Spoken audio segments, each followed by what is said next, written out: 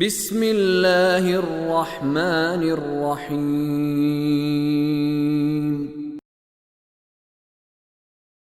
وَجَعَلْنَا مِنْ بَيْنِ أَيْدِيهِمْ سَدًّا وَمِنْ خَلْفِهِمْ سَدًّا فَأَغْشَيْنَاهُمْ فَهُمْ لَا يُبْصِرُونَ وَسَوَاءٌ عَلَيْهِمْ أَأَنذَرْتَهُمْ أَمْ لَمْ تُنذِرْهُمْ لَا يُؤْمِنُونَ إِنَّمَا تُنذِرُ مَنِ اتَّبَعَ الذِّكْرَ وَخَشِيَ الرَّحْمَنَ بِالْغَيْبِ فَبَشِّرْهُ بِمَغْفِرَةٍ وَأَجْرٍ كَرِيمٍ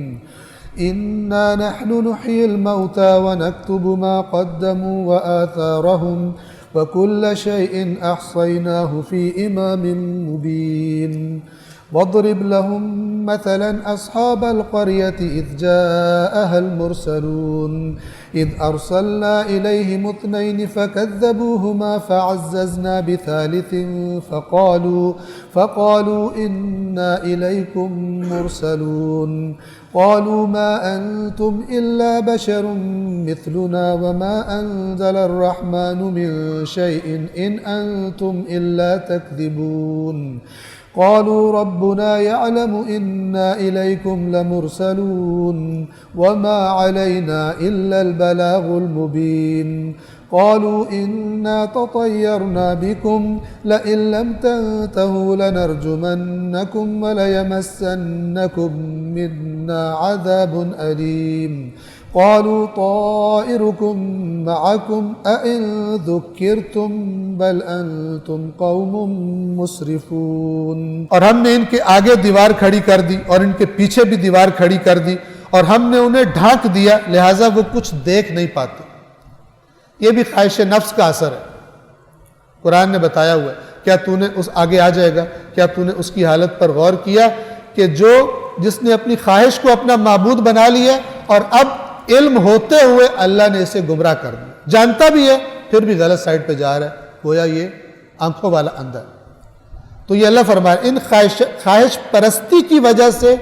گویا ان کے آگے بھی دیوار کھڑی ہو گئی ہے، ان کے پیچھے بھی، انہیں سوائے اپنی خواہش کے اور کچھ دکھائی نہیں دیتا۔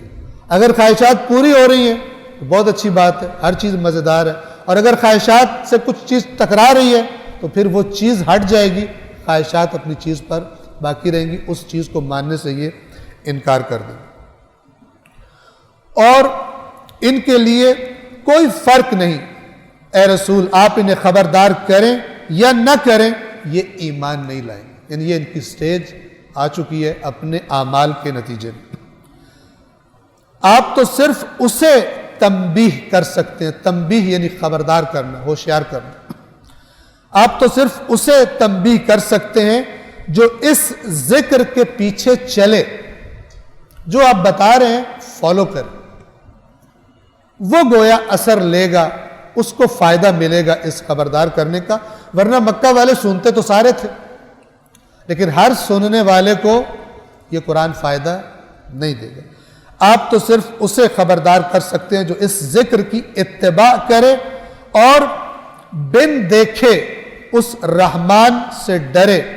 ایسے شخص کو مغفرت اور کریم اجر، عزت والے اجر کی خوشخبری سنا دیجیے۔ یقیناً ہم ہی مردوں کو زندہ کرتے ہیں اور جو کچھ یہ آگے بھیج چکے ہیں اور جو کچھ پیچھے چھوڑ کے جاتے ہیں ہم سب کچھ لکھ رہے ہیں۔ آگے بھیج چکے ہیں یعنی جو انہوں نے اعمال کیے ہیں، پیچھے چھوڑ کے آتے ہیں یعنی مرنے کے بعد انسان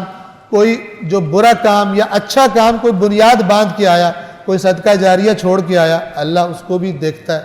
اور اگر کوئی بری عادت پیچھے چھوڑ کر آیا، کوئی برا گناہ کا سبب پیچھے اپنے بنا کر آ گیا تو اللہ تعالیٰ اس کو بھی نوٹ کرتا ہے۔ تو فرمایا کہ یقیناً ہم مردوں کو زندہ کرتے ہیں، کیا مطلب؟ ہم مردوں کو زندہ کریں گے اور ان کو بتائیں گے تم نے کیا زندگی میں کیا اعمال کیے تھے اور پیچھے کیا چھوڑ کر آئے تھے، اس کے کیا اثرات ہوتے رہے معاشرے میں، اچھے یا برے۔ وَكُلَّ شَيْءٍ أَحْصَيْنَاهُ فِي إِمَامٍ مُبِينٍ، اور ہم نے ہر چیز کو ایک روشن امام میں لکھ رکھا ہے۔ اب اس امام سے کیا مراد ہے؟ روایات اہل بیت دو قسم کی ہیں۔ کچھ روایات یہ کہتی ہیں کہ اس سے مراد لوح محفوظ ہے کہ جس کے بارے میں قرآن ہی فرماتا ہے لا رطب ولا یابس الا فی کتاب مبین، کوئی خشک کوئی تر ایسی چیز کوئی نہیں ہے مگر یہ کہ ہم نے ایک روشن کتاب میں اس کو لکھ رکھا ہے، اور قیامت کے دن وہ کیونکہ اس کتاب میں لکھی گئی نوٹ شدہ چیزوں کے مطابق فیصلے ہوں گے، اس کتاب کو امام بھی کہا گیا۔ اور قرآن مجید نے سورہ احقاف آیت نمبر 12 میں حضرت موسیٰ کی کتاب کو بھی امام کہا ہے، فرمایا وَمِن قَبْلِهِ كِتَابُ مُوسَىٰ إِمَامًا وَرَحْمَةً، اور اس قرآن سے پہلے موسیٰ کی کتاب تھی جو امام بھی تھی اور رحمت بھی تھی۔ امام جس کو فالو کیا جائے، قیامت کے دن لوح محفوظ میں لکھی گئی چیزوں کو فالو کیا جائے گا، تو نے اچھا کیا تھا یہاں لکھا ہوا، تو نے برا کیا تھا یہاں لکھا ہوا، اسی کے مطابق فیصلے ہو گئے، لہذا اس کتاب کو بھی امام کہا گیا۔ اور ایک روایت میں یہ آیا اللہ تعالیٰ نے، یعنی وہ واقعہ لمبا ہے کہ جو نقل کیا گیا کہ رسول اللہ نے فرمایا کہ اللہ نے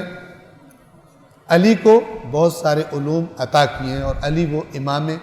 مبین ہے، خداوند عالم اپنی باتوں کو بہتر جانتا۔ اب یہاں تک بات کرنے کے بعد قرآن مجید یہ پہلا جو شروع ہوئی ہے سورہ یاسین، یہ نبوت رسالت کے تذکرے سے، اور رسالت کس لیے ہوتی ہے، نبی کس لیے آتا ہے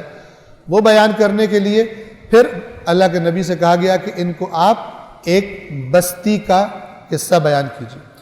اور ان کے لیے بستی والوں کو مثال کے طور پر پیش کیجیے جب ان کے پاس پیغمبر آئے تھے،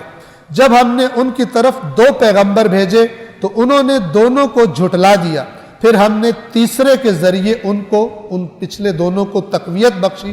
تو ان سب نے کہا ہم تو تمہاری طرف بھیجے گئے رسول ہیں۔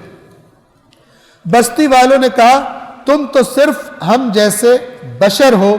اور خدائے رحمان نے کوئی چیز نازل نہیں کی، تم تو بس جھوٹ بولتے ہو۔ نبی کہنے لگے ہمارا رب جانتا ہے کہ ہم تمہاری طرف بھیجے گئے رسول ہیں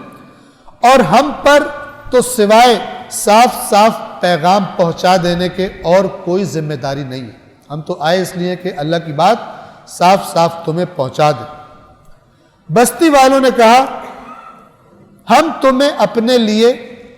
اپنی بستی کے لیے منحوس سمجھتے ہیں، جب سے تم آئے ہو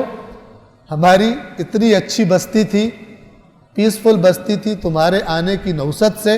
ہماری بستی میں فتنہ برپا ہو گیا۔ انہوں نے کہا ہم نے فال نکالی ہے اور ہمیں اس فال نے بتایا ہے کہ تم لوگ نبی نہیں ہو، جھوٹ بولتے ہو، بلکہ تم منحوس لوگ ہو، تمہاری نوست کا سایہ ہماری بستی پر پڑ گیا۔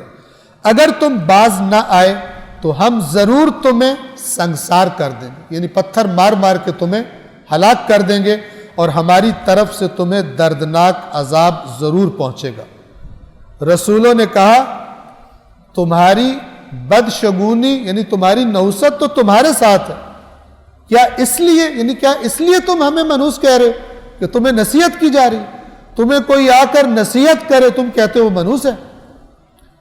بلکہ تم حد سے تجاوز کرنے والے ہو، ہم منحوس نہیں، ہم تو تمہیں جہنم سے بچنے کا راستہ دکھانے آئے۔ صدق اللہ العلی العظیم۔